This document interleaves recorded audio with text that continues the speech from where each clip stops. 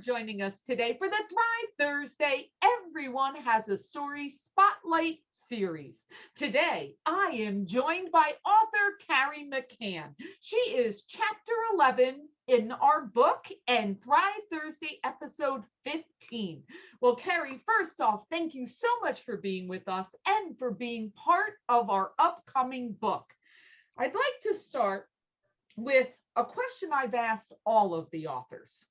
So back last year at the end of 2020, I sent out an email to 60 people telling them about this book idea. And out of those 60 people that had all appeared on Thrive Thursday, only 13 people said yes. Now, I'm a very inquisitive person, and I like to understand how people think. Mm-hmm. The first question is, why did you say yes to the project? And the second question is, why do you think other people didn't say yes? That's a really good question. The reason why I said yes is because I know I have a message and a story to share. And I know there are other people that feel the same way. And sometimes we feel alone out there. And to know that someone else is going through something, it gives someone hope. So everything in my body told me that I needed to do this for you and for others out there and for myself ultimately, because it's a message that needs to be heard. And I know people will feel part of it. Why people don't, maybe didn't sign up. I mean, let's put it out there. It's fear. It's fear of what would other people think? How are they going to judge me? Would I sound okay? I don't know how to write. I don't know, it's like I've never written a book, but I know I have a message and I know when I put pen to paper, it's going to come out. So thank you for giving me the opportunity. Well, thank you for being part of the project. And I agree with you, Carrie. I think, number one, just like the title of the book, I believe everyone has a story and a message. Oh, yeah. And we all, sometimes we feel like we're floating through life as being, quote, the only person to experience this, the only person to feel this way, the only person to think this way. So by sharing our stories and our message, it shows other people that, hey, wait a minute, I understand what she's saying. I've been there. I felt that. I thought that. And then all of a sudden, you don't feel so only anymore. Exactly. Absolutely. Okay. Let me ask you, we're going to tease a little bit about your chapter. So my first question is, do you think we're all chasing something? Well, the old me would answer that in a different way to where I am now on a journey. I think before I was chasing, I didn't know what I was chasing. I just knew I was 100 miles an hour. I didn't take time to sit still. I was, the thoughts that were going through my mind, it was just constant battling. So chasing old way, yeah, I was a tornado. I think I even joke around like tornado Carrie. Now it's when you see, it's not chasing, it's just being comfortable with yourself. Because before it's like, okay, I need to do this, I have to look this way, I have to sound this way, and all of that really stops happening when you are comfortable with yourself. So for me, I'm no longer chasing.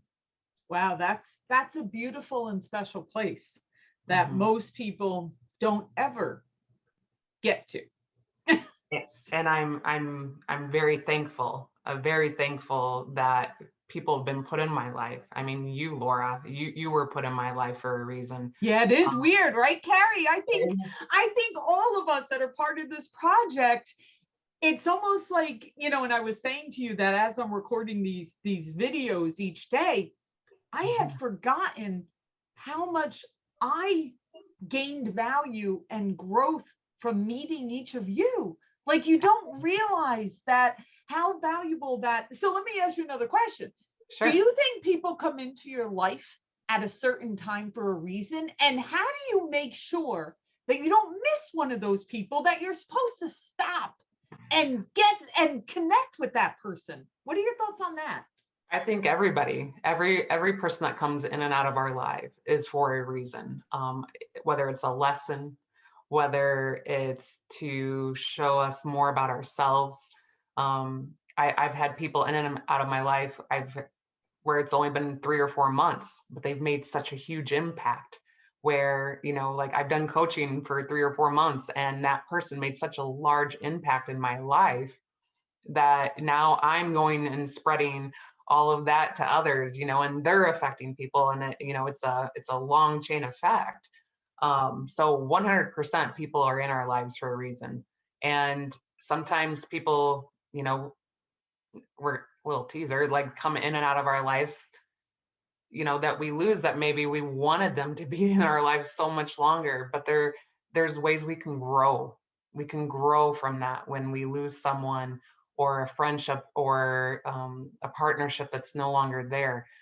We can grow from those times as well. Yeah, and that's hard, right? Because sometimes we're holding on with Mm, everything to try to keep things the way it always was, but sometimes you have to let it go to grow. yes, absolutely. Wow. Okay. Absolutely. So, how do you keep your passion? This actually has been a topic for a few of the chapters where, we've seen that again. This kind of goes back to that chasing again.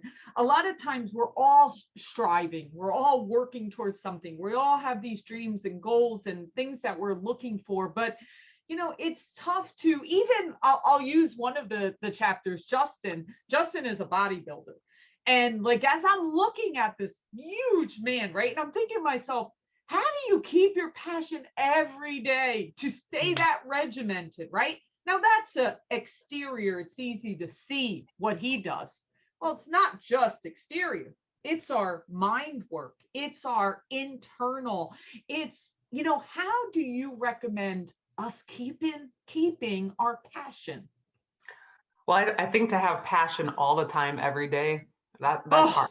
Oh, Let's be realistic. We all have our down days, good days, in between days. But for me, and the people that know me are probably just even smiling watching this right now, because they know when I have passion, you don't even need to put words to it, because you see it. It's inside of me. It inspires me, and it motivates others, as well as myself. So for me, I when I woke up in 2018 one day and just kind of lost the drive, lost the passion, I yeah. knew something was off. So you even know when you're not, in alignment, or things are just not going well. You don't even need to wonder, right? And when you find it, it's like you lose track of everything. You're like, it's almost like, wait, what day is it? What time is it? You're just going, because you have that vision, you have that dream, you have that message. And when you have that passion, it comes alive. And everybody, is going to be around me like, what is she doing? What is she, and it's just really how you feel. And when you have mental peace, when you have peace inside, and however you get there, and we're not saying, Laura, by any means there's one way to do it and this is the way. Everybody's unique, everybody's going to have a unique way, but when you just know. So you what happens when because I think I agree with you. We go through changes of different situations and sometimes we lose it. Like you said, there's no one way. There's no magic. Okay, well here, let me order up on Amazon my right, passion. We can't do that. right. So what happens when you feel that way? And we've all been there. It doesn't light us up anymore. Mhm. We had the passion and the situation changed and it just doesn't feel the same. How do you find it again? Or where do you search for it? What's your exercise, mentally to get to finding it again? I'll go a little step further. For Okay. me, it was doing inner work. It was literally, you know, being in sales for 18 years, we learned the workshops on how to sell and, how to read body language. And I mean, think about some of those great, workshops you had and you implemented a few things and then you moved on. When I talk about inner work, it's what's going on in here. So for me, again, it was me being on the outside, almost watching myself, and I became negative. I Oh, was I was blaming other people, blaming this, blaming that. Nothing just was right, and that was my first wake up call. That, whoa, what's going on? yeah.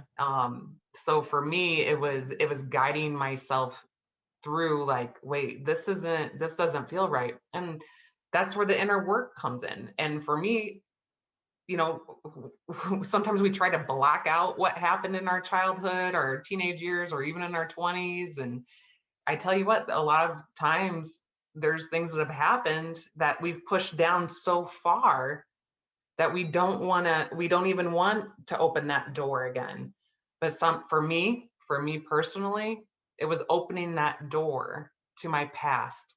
So I stopped living in my past and in my future and started living right here in the now. And that's been my biggest saving moment for me, and clarity that I received. Wow. Yeah.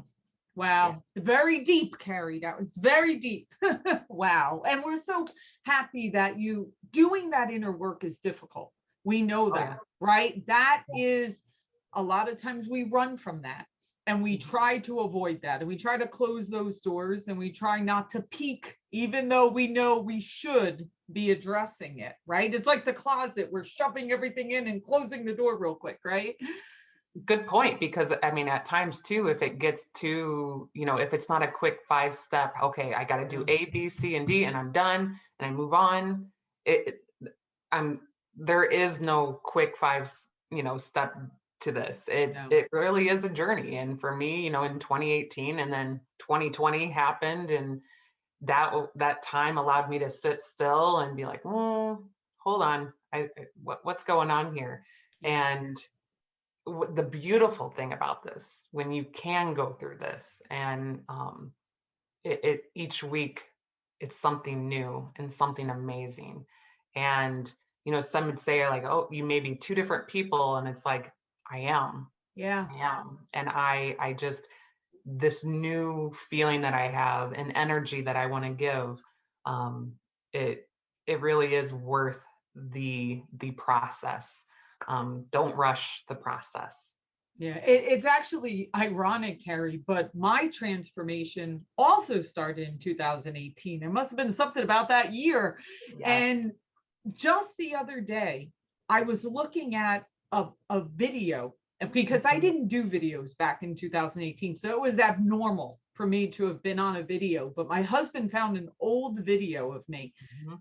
I didn't even look like the same person. Like it literally, like my whole demeanor was so much happier now. And I almost didn't recognize that person from beginning of 2018. And I'm like, how bizarre is that? That I'm the Wow. same person, but my outer shell is so much brighter now Yes, compared to that time. So it yeah, you're is. right. Wow, that's amazing. All It right, is. final question, Carrie. And this Okay. ties along with a lot of what we've already spoken about. So we'll just go deeper. How important is self awareness and self care? Off the charts. Off the charts. It's so important, because it wasn't until I was actually aware. Right. Because before, just going through, whether it was at home or at work, I was just going through the motions, running, running, running, running, running. And it's like I kind of knew like what I was saying, but it was like I didn't give it a second thought. I just went, and next thing, next goal, next vision, next Yeah. year. It was just constant. And when I became aware, it was like, put the brakes on. And it was like, what is going on? And it wasn't until I started doing that work and becoming aware, to me, in my opinion, becoming aware is half the battle. Yeah. Half the battle. If you can just become aware of what, when you're thinking like, if you're thinking about tomorrow and it's like, oh, how am I going to get the kids to school? And this is off, and then I got to do this at work. Your mind, you're overthinking. Yeah. We're in overdrive, right? And then all of a sudden you haven't gotten anything done in the day. So when you become aware of some of those thoughts and patterns that you have, it kind of stops it in its tracks, and then you regroup, you refocus. So, self-awareness, self-development, I think is a huge process. And something for me, it wasn't really ever, that's why I think we somewhat feel alone in this, is you don't, you hear about it, but it's not really enforced. So do I do this, or do I just keep on this same path? I got to get here, I got to get to this next level. I got to get to this next award. It's so worth it. I, Yeah. I have, I And have no peace. I have to tell you, I've been doing a lot of studies on the difference between a man's brain and a woman's brain too. And it is fascinating that a lot of this chasing next thing, it comes from us fitting into a man's brain. But a Mhm. woman's brain doesn't work the same as a man's brain. So we need that self-awareness time, and we need time to kind of process everything and not be always going ahead, because we wind up not being effective, like you just said. Mhm. So it's also even that taking time to do, look at a video, look at a book that you want to read, get in with a coaching that works for you, whatever works for you, right? Because every single person is unique and different. But Mhm. taking that time to figure out what you need and doing that research and diving into it and understanding it's okay, that's the first step right there. I agree. And I think part of it too, something I was unaware and didn't even know. I mean, when you say the words masculine and feminine, you Yeah. think, okay, man, woman, that separate. I Little did I know it's actually what we have inside us. Yeah. We have both qualities. We And do. I think the point is to get that balanced. So Correct. for a long time I was like, go, go, go, go, go. And now I want to, like, okay, take a deep breath. And Correct. so I think it's more about balancing, both the masculine and the feminine. Correct. Mhm. Love it. All right. So, everyone, chapter 11, Carrie McCann, be sure to read her full story in her chapter. Thank you so much for being one of our authors. You are awesome. And we continue to wish you success in everything that you do. Thank you so much. Can't wait.